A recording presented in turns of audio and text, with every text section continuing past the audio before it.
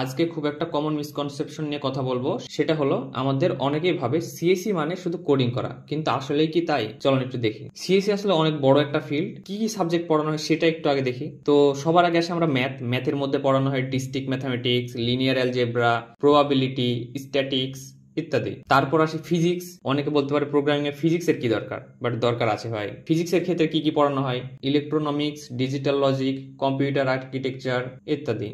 তারপর যদি আসে কোর সিএসসি সাবজেক্টে, যেগুলো নিয়ে আমাদেরকে data structure and algorithm, database, operating system, computer network, cyber security, artificial intelligence, machine learning ইত্যাদি শেখানো হয়। তার মানে কি এখানে শুধু কোডিং শেখানো হয় না, বরং আরো অনেক কিছু পড়তে হয়। তো অনেকে এই ব্যাপারটা না জেনে সিএসসি তে ভর্তি হয়ে পরে হতাশা পড়ে যায়। তাই সিএসসি তে ভর্তি হওয়ার আগে অবশ্যই তোমার জানা উচিত সেখানে কি কি পড়তে হয়। তো তোমরা যদি এটা নিয়ে একটা বিস্তারিত ভিডিও চাও তো নিচে কমেন্ট করে জানাতে পারো। আর যদি ভিডিওটা ভালো লেগে থাকে তো অবশ্যই একটা লাইক করে দিতে ভুলবে না।